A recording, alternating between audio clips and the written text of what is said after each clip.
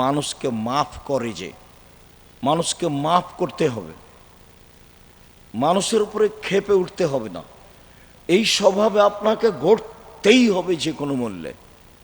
ছেলে মেয়ে, আহাল পরিবার, দেশবাসী, গ্রামবাসী, এলাকাবাসী, প্রতিশোধ নিতে হবে না। সচ্ছল অসচ্ছল অবস্থায় দান করতে হবে, রাগ দমিয়ে চলতে হবে, মানুষকে ছাড় দিতে হবে, মাফ করে দিতে হবে। আল্লাহ তাআলা এই তিনটাকে জান্নাতের মাধ্যম হিসাবে উল্লেখ করেছেন।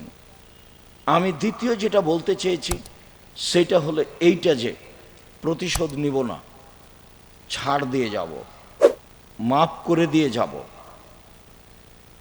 শিষ্টাচারে 1 নম্বরে থাকার চেষ্টা করব, জরুরি প্রয়োজন ছাড়া।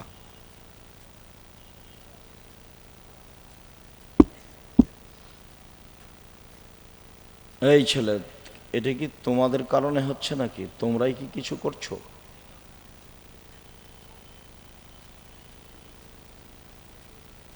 সম্মানিত দিনী ভাই বোন, অবশ্যই ছাড় দিতে হবে, প্রতিশোধ নিতে হবে না। এইটাতে থাকার জন্য আমি আপনাকে অনুরোধ জানাচ্ছি, এই জন্য যে ভালো চাল চলনের নেকি বিচারের মাঠে নেকির পাল্লায় সবচেয়ে ভারী নেকি হবে। হজের নেকি যত ভারী, ভালো চাল চলনের নেকি তার চেয়ে 1,00,000 গুণ বেশি ভারী। উমরার নেকি যত ভারী, ভালো চাল চলনের নেকি তার চেয়ে 1,00,000 গুণ বেশি ভারী। সলাৎ, সিয়াম, জিকির আজকার,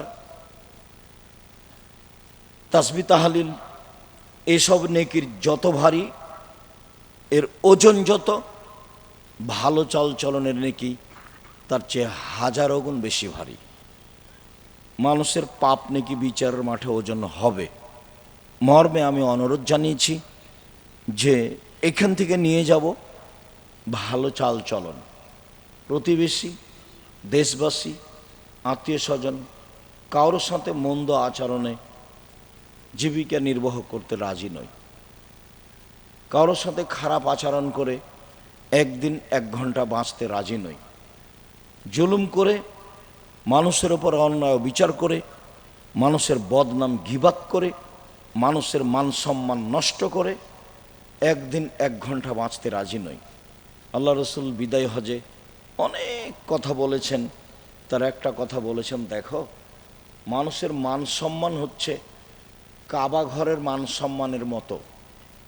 দেখো মানুষের মান সম্মান হচ্ছে হজের দিনের মতো।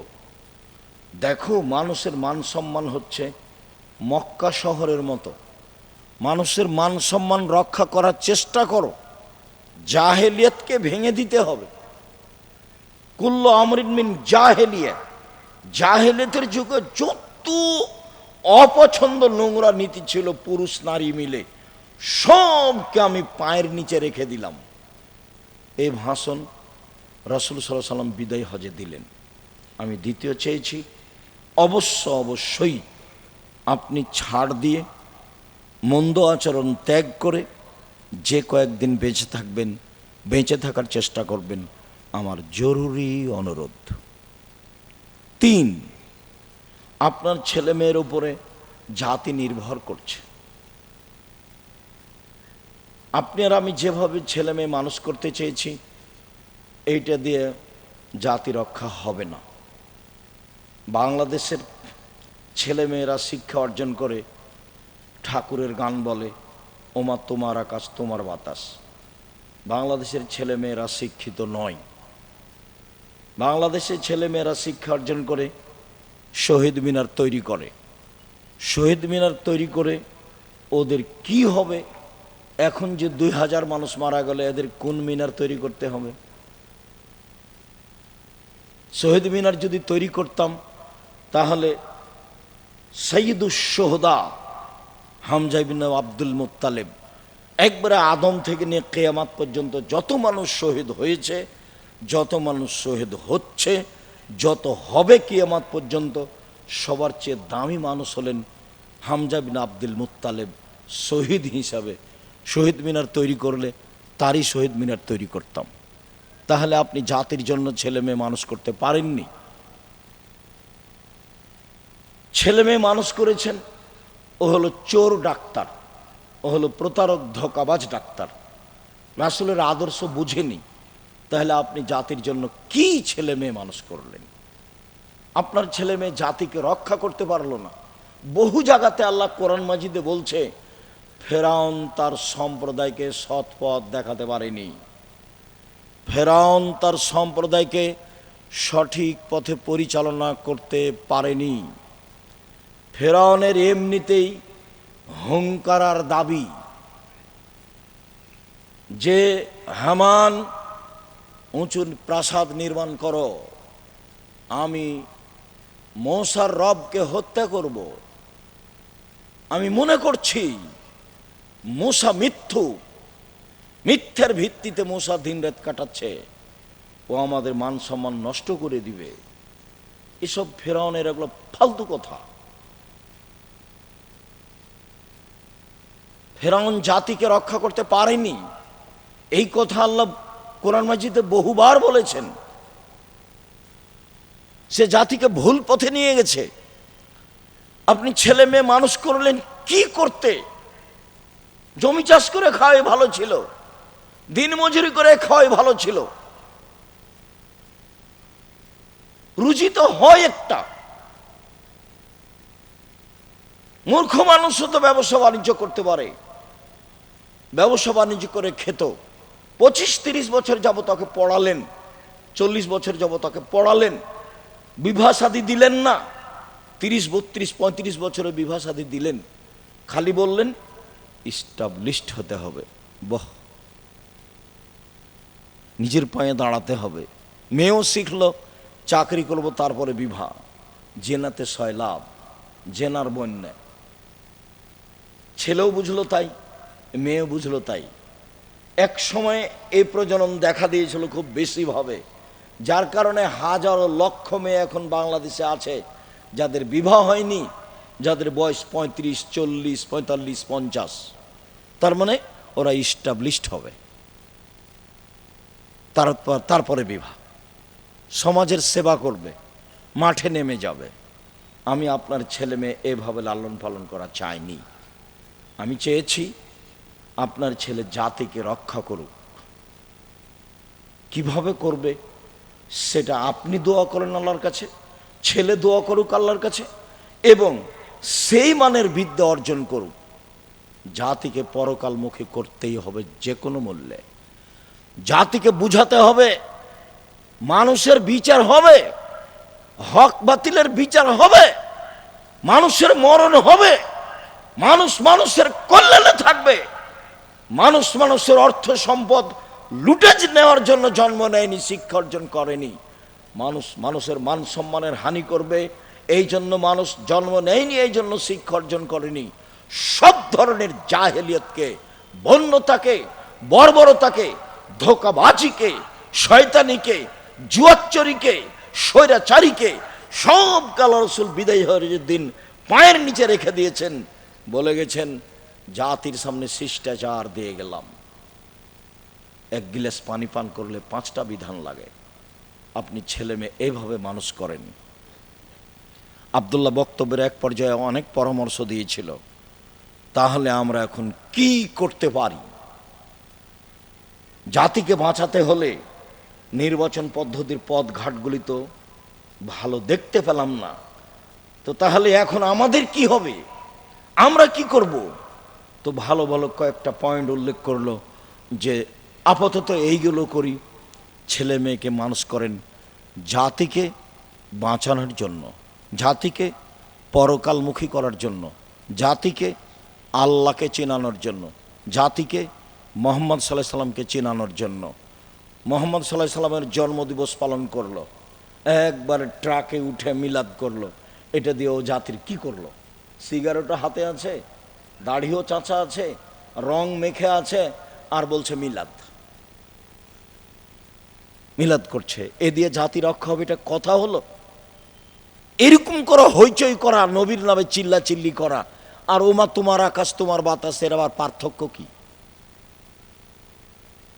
আপনার ছেলে মেয়ে প্রত্যেক দিন সকালে গিয়ে বলে, ও কালিমা তোমার আকাশ, ও কালিমা তোমার বাতাস, এটা আপনার সহ্য হয় কেমনে? আপনি কেন একটু পদক্ষেপ নেন না? ছেলে মেয়ে মানুষ করব এই জন্য যে জাতিকে শিরক মুক্ত করতে হবে। ছেলে মায়ের দুধ ছেড়ে স্কুলে যেতে না যেতেই ওর জন্মই হচ্ছে বিদ্যার জন্ম শিরক দিয়ে। কি করে জাতি রক্ষা হতে পারে? আল্লাহকে অপমান করে, নবীকে অপমান করে কি করে জাতি রক্ষা হতে পারে? এটা হয় কি করে? বাংলাদেশের আলেম ওলামা সুযোগ পেয়েছিল নিজের মতো দেশ গড়তে, কিন্তু বুঝলো না তারা, নিজ নিজ স্বার্থে নেমে গেল। সবাই বসে, যারা মনে করে আমরা কোরআন হাদিস বুঝি, হানাফি হোক, শাফি হোক, মালিকি হোক, হাম্বলি হোক, যেই হোক না কেন, তারা যদি নিজ স্বার্থ ত্যাগ করে বাংলাদেশের মাটিতে পরামর্শের ভিত্তিতে নেতা নির্বাচন হবে, এই পদক্ষেপ যদি তারা হাতে নিত, তাহলে যারা গাদ্দারি করছে, করেছে, করবে, এরা সুযোগ পেত না। কিন্তু আমি আর আপনি তো সুযোগ নিলাম না। শুধু খালি ছেলেগুলো জীবন দিল, মানুষগুলো জীবন দিল, পানি লাগবে, পানি লাগবে, পানি লাগবে। সুযোগকে মাটির সাথে মিশিয়ে দিল। সবাই নিজ নিজ স্বার্থ নিয়ে চলল ধর্মের নামে। অবাক কথা, দেশের মুরগি জ্বালিয়ে দিয়ে ইন্ডিয়া থেকে ডিম নিয়ে আসতে হবে, এরাও নাকি দেশ চায়। দেশের কলকারখানা বন্ধ করে ইন্ডিয়া থেকে সবকিছু নিয়ে আসতে হবে, এরাও নাকি দেশ চায়। দেশের টাকা পয়সা বাহিরে দিয়ে দেশের শাসন ব্যবস্থা চালাতে হবে, এরাও নাকি দেশ চাই। এর চেয়ে ধোঁকাবাজি, এর চেয়ে মুনাফেকি, এর চেয়ে জুয়াচুরি, এর চেয়ে শয়তানি আর কি হতে পারে? জাতির সাথে মুনাফেকি করে বিদ্যা দেখাও তুমি, জাতির সাথে মুনাফেকি করে নির্বাচন দেখাও তুমি, জাতির সাথে মুনাফেকি করে নেতৃত্ব দেখাও তুমি। এটা তোমার একটা আস্ত ধোঁকাবাজি। মুখে এক, ভিতরে আর এক, মুখে এক, ভিতরে আর এক। এর নাম নগদ মুনাফেক। এ হলো মুনাফেকি।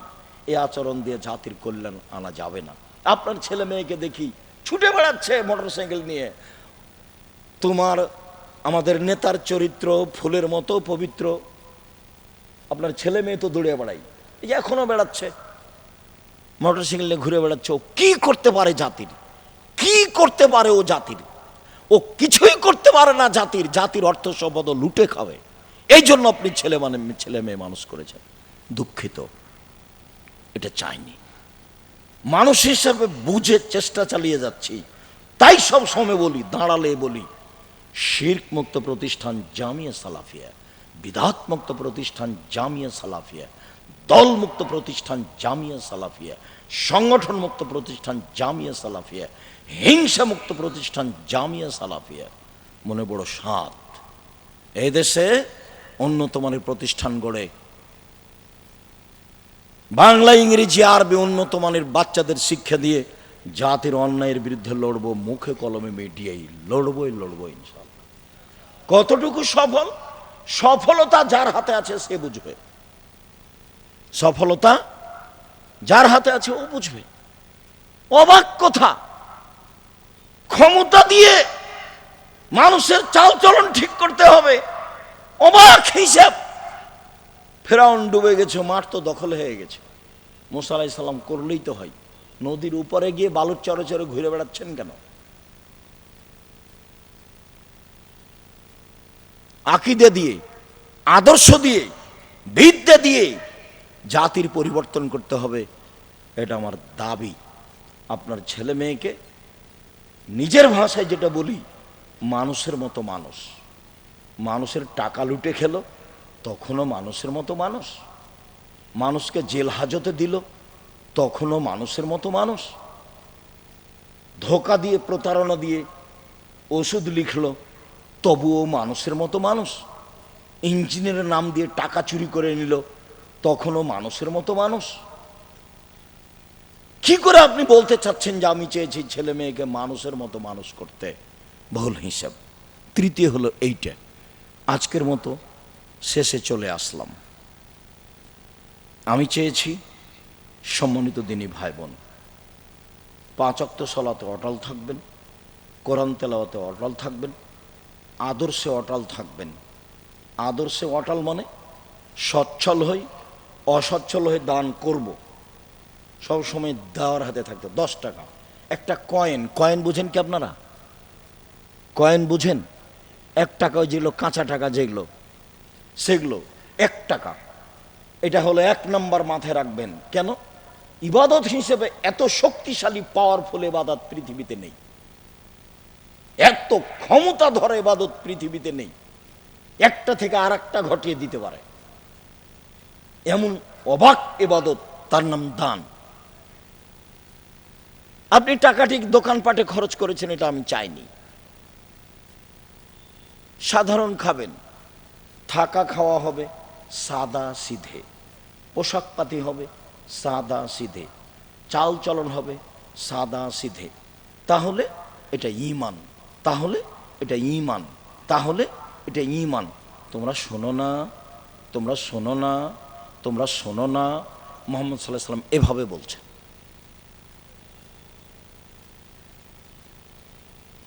5 ওয়াক্ত সালাতে অটল, কোরআন তেলাওয়াতে অটল। আড্ডা পিটা চিরদিনের জন্য হারাম। দোকানপাটে, রাস্তাঘাটে সময় কাটানো চিরদিনের জন্য হারাম। সম্মানিত দিনী ভাই বোন, ছেলে মেয়েকে যে কোনো মূল্যে আদর্শ করতেই হবে, পরকালমুখী করতেই হবে। আপনার ছেলে মেয়ে জাতিকে পরকালমুখী করবে, জাতিকে আল্লাহকে চিনাবে, জাতিকে নবীকে চিনাবে, জাতিকে পরকালকে চিনাবে, জাতিকে ভাগ্যকে বিশ্বাস করাবে। আলেম ওলামা নেমে গেছে ওই করোনাতে। করোনা আমাকে ধরবে কিনা পৃথিবী সৃষ্টির 50,000 বছর পূর্বে লেখা আছে। আর মৌলানা সাহেব বলছে যে একজন মৌলানা আর একজন মৌলানাকে এ সরকারি আইন মেনে চলে, খুব ভালো মানুষ। কি সরকারি আইন? 3 ফুট পর পর দাঁড়াতে হবে মসজিদে। তা বলছে ও খারাপ মানুষ। আমাকে বলছে সবচেয়ে ভালো মানুষ, তা বলছে ও খারাপ মানুষ। কে বলেছে?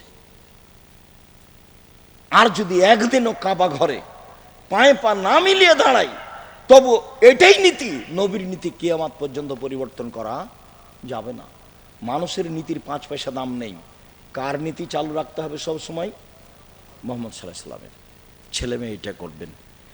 আপনাকে আমি কষ্ট দিতে চাইনি, বলছি আল্লাহ আমাদের যেসব দিনী ভাই বোন সালাফি কনফারেন্সে উপস্থিত হয়েছিল, তুমি তাদের কবুল করো, তুমি তাদের ক্ষমা করো, তুমি তাদের নিরাপত্তা দান করো, তুমি তাদের আহাল পরিবারকে তোমার রাসূলের পদ্ধতিতে গড়ে তোলার সুযোগ করে দাও। তুমি তো সর্বশক্তিমান, তুমি করতে পারো, তুমি আজিজ, তুমি পরাক্রমশালী, কেউ তোমাকে ঠেকাতে পারে না। তুমি যদি কালকে ফেরাউনকে ক্ষমা করে দাও, তো তোমার বিচার কেউ করতে পারে না। ফেরাউনকে ক্ষমা করলো কেন, এই কথা কেউ বলতে পারবে না। মুসা আলাইহিস সালাম, ঈসা আলাইহিস সালাম বলছেন ইন তুআযযিবহুম ফাইনহুম ইবাদুকা, আমি কাউকে বলিনি আমি আল্লাহ, আমার জীবদ্দশায় আমার পরে তারা কি করেছে সেটা আপনি জানেন। আমি মানুষকে বলিনি আমি আল্লাহ, আমার পরে তারা কি করেছে সেটা তুমি জানো। ইন তুআযযিবহুম ফাইনহুম ইবাদুকা, ওদের যদি তুমি শাস্তি দাও, দাও না, তোমার বান্দা, দাও, তাতে আমার কি? তুমি ওদের যদি শাস্তি দাও তো দাও না, আমার কি করার আছে? দাও, তোমার বান্দা, তুমি দিবা শাস্তি, তো আমার কি করার আছে? ওয়াইন তাগফির লাহুম ফাইন্নাকা আনতাল আজিজুল হাকিম, আর তুমি যদি ক্ষমা করে দাও তাহলে তুমি পরাক্রমশালী, প্রজ্ঞাময়, তোমার কেউ বিচার করতে পারে না। সারা পৃথিবীর মানুষকে যদি তুমি ক্ষমা করে দাও, তোমার সামনে কেউ মুখ খুলতে পারবে না। তুমি পরাক্রমশালী, তোমাকে কেউ পারে না। আদকে ধ্বংস করে দিয়েছ, সামুদকে ধ্বংস করে দিয়েছ, ফেরাউনকে ধ্বংস করে দিয়েছ, আইকাবাসীকে ধ্বংস করে দিয়েছ, তুব্বাকে ধ্বংস করে দিয়েছ। কত সম্প্রদায় তুমি সময়ের গতিতে ধ্বংস করেছ। আদ সামুদের ব্যাপারে কথা বলছে আল্লাহ ফেরাউনকে, যে ফেরাউন তোর চেয়ে শক্তিশালী ছিল তারা অর্থ সম্পদে, তোর চেয়ে শক্তিশালী ছিল তারা জমিনে স্মৃতি নির্মাণে। এমন স্মৃতি নির্মাণ করে চলে গেছে তারা, কিয়ামত পর্যন্ত দেখতে পাবে মানুষ। আমি মনে করি পিরামিড তাদের কথা, তাদের তৈরি, আদ সামুদের। ওদেরকে ধ্বংস করে দিয়েছে, কেউ তার বিচার করতে পারেনি। ফেরাউনকে ধ্বংস করে দিয়েছে, কেউ তার বিচার করতে পারেনি। ক্ষমতা দেখে বেঁচে লাভ নেই। ক্ষমতা যদি দেখতে চান অন্যায়, সময় আসলে রক্ষা করতে পারে না কেউ। খুলনার অঘোষিত সম্রাট এরশাদ শিকদার, সময় আসলে ধ্বংস হয়ে যায় ক্ষমতা, কেউ টিকাতে পারে না। আর আপনাদের নেতৃত্ব সময় 45 মিনিট, এ তো খুব ভালোভাবে জানেন। এই হিসেবে তো জানেন ক্ষমতা দিয়ে, এইসব ক্ষমতা দিয়ে কাজ হয় না। আল্লাহ, তুমি আমার ভাইরা যারা এসেছিল তাদেরকে তোমার পদ্ধতিতে তোমার শক্তি দিয়ে পরিচালনা করো, এটা তোমার কাছে দাবি। তারা যে উদ্দেশ্যে এসেছিল, কোনো জায়গাতে ভুল ত্রুটি থাকলে তুমি মাফ করে দাও, আর যাতে তাদের কল্যাণ আছে সেটা তুমি করে দাও। তুমি করতে পারো আল্লাহ, তুমি সর্বশক্তিমান। আমাদের ছেলেরা, শিক্ষক মণ্ডলীরা যারা আমাদের এই সালাফি কনফারেন্স লক্ষ্যে জীবন বাজি রেখে পরিশ্রম করে এসেছে, তুমি তাদের কবুল করো। আমাদের ছেলেরা অনেক কষ্ট করে গ্যালারি নানান কিছু তৈরি করেছে, দেখলেও আপনাকে ভালো লাগবে। কালকের তাদের যেগুলি অল্প সময়ের উপস্থিতি ছিল তা আপনার কাছে ভালো লেগেছে বলে আমরা মনে করি। আমরা মানুষ হিসাবে চেষ্টা চালিয়ে যাচ্ছি। আল্লাহ, তুমি আমাদের ছাত্র শিক্ষককে কবুল করো, তাদেরকে মানুষের মতো মানুষ করো, তাদেরকে এমনভাবে আলেম তৈরি করো তারা যেন জাতির কল্যাণে থাকতে পারে, তারা যেন জাতিকে পরকালমুখী করতে পারে, তারা যেন জাতিকে আল্লাহকে চিনাতে পারে। এটা তুমি করে দাও, তুমি করতে পারো। আল্লাহ, যারা প্রশাসনে রয়েছে, সহযোগিতা করেছে, তুমি তাদেরকে কবুল করো, তাদেরকে পরকালমুখী করো, তাদের আহাল পরিবারকে তুমি কবুল করো। আল্লাহ, আমরা যারা বিভিন্ন জায়গা থেকে এসেছি, তোমাকে সন্তুষ্ট করার জন্য এসেছি। যদি কোনো জায়গাতে ভুল ত্রুটি হয়েও থাকে, তাহলে মানুষ হিসাবে বলছি, তুমি আমাদের মাফ করো, তুমি আমাদের ক্ষমা করো। আমাদের যারা মারা গেছে দিনী ভাই বোন, তুমি তাদের কবরের শাস্তি মাফ করো, তুমি তাদের কবরকে প্রশস্ত করো, তুমি তাদের কবরকে আলোকিত করো। যারা আমরা অসুস্থ, বাড়িতে, হাসপাতালে, তুমি তাদের শেফা দান করো, আরোগ্য দান করো। যারা আমরা বেঁচে আছি, তুমি তাদেরকে তোমার রাসূলের পদ্ধতি অনুযায়ী চলার তৌফিক দান করো। তুমি আমাদের জামিয়া সালাফে কবুল করো। তুমি সর্বশক্তিমান, তুমি করতে পারো। দিনকে যেমন দিন বলি, রাত বলি না, রাতকে যেমন রাত বলি, দিন বলি না, এগুলো তুমি করতে পারো। তুমি সর্বোচ্চ ক্ষমতার অধিকারী, এটা অন্তরে দৃঢ় বিশ্বাস করে সরিষার সমপরিমাণ সন্দেহ পোষণ না করে, তোমাকে লা শারিক ঘোষণা দিয়ে, কাদির ঘোষণা দিয়ে, আজিজ ঘোষণা দিয়ে তোমার দরবারে বলছি, জামিয়া সালাফে কবুল করো, আমাদের কবুল করো, আমাদের ছেলে মেয়েকে কবুল করো, জাতিকে কবুল করো। তোমার রহমতের অভাব নেই। তুমি রহমত দিয়ে, দয়া দিয়ে আমাদের ঢেকে আমাদেরকে পরকালমুখী করো, আমাদের প্রতি সন্তুষ্ট হও। তোমার দরবারে জোরালো দাবি, দাওয়া, দোয়া রেখে আজকের সম্মেলনের সালাফি কনফারেন্সের শেষ কথা এখানেই শেষ করলাম। সুবহানাকা আল্লাহুম্মা ওয়া বিহামদিকা আশহাদু আল্লা ইলাহা ইল্লা আনতা আস্তাগফিরুকা ওয়া আতুবু ইলাইক।